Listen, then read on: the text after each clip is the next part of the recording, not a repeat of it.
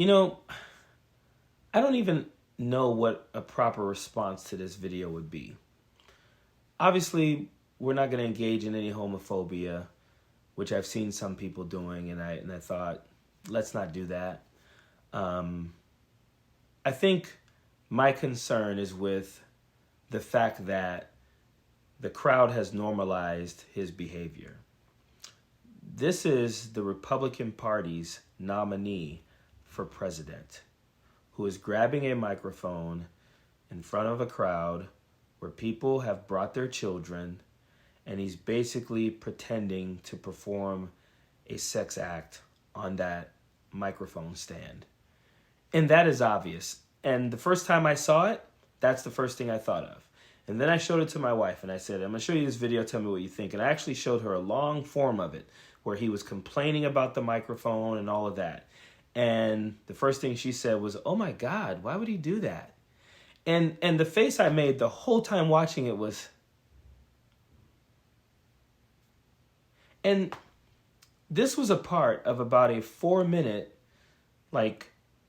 rage of his whining about the microphone, in which he called the people who work on his sound stupid. He said, I have a bunch of stupid people back there who can't get me a good microphone. He slapped the microphone stand for a second. He hit it with the microphone. He literally displayed a lot of anger during that 4 minutes. But it was that 20 to 30 seconds that was just so bizarre. And it's not funny to me at all. It's concerning. It's absolutely concerning that the Republican Party's nominee for President of the United States of America went unhinged in front of a crowd who laughed at it, who thought it was funny, and will just literally cleanse this away as not a big deal, as just another thing that Donald Trump does. And had anyone else, seriously, go back.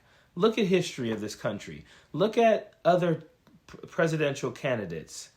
If anyone had done something like this, or many of the things he's done at his rallies that we've all seen, there would be no way they would get the nomination.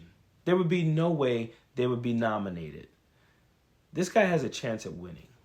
He was already our president one time after doing things just like this. The things we knew about him before making him president in 2016, we know more now. It's worse now. And still, Republicans elevated him to that level. You have to ask yourself about today's Republican Party. I saw a video recently of a guy saying he used to be a Republican.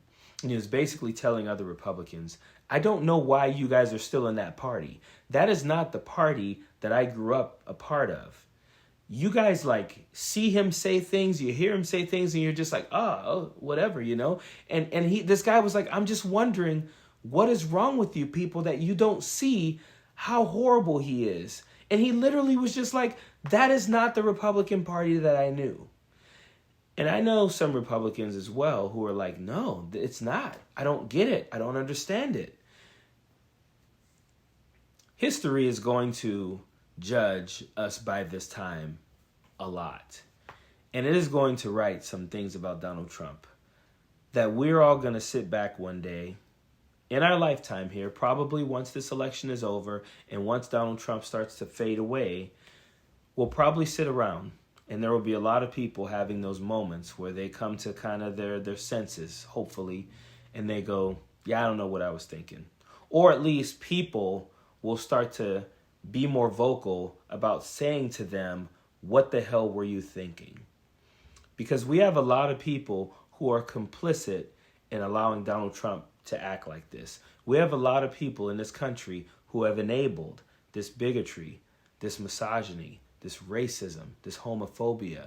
We have a lot of people enabling that, and a lot of people are in that arena laughing at it, applauding it, and enabling it. And we cannot just allow people to just try to move on to the next thing once this is all over. We have to hold these people accountable. We have to call them out for what they enabled, because what they enabled has lasting effects on this country for decades. this ideology, this attitude, this rhetoric doesn't go away if Donald Trump starts to fade away. There are still people who are willing and waiting to take his place as well. We can't allow that. We 100% can't. We have to be able to face them and say, this is not okay. This was not okay. What you did to this country is damaging, and we will not allow you to forget that. Period. Don't want no enemies or ops. Envy in their heart, I tell them stop. Vacation on the yacht.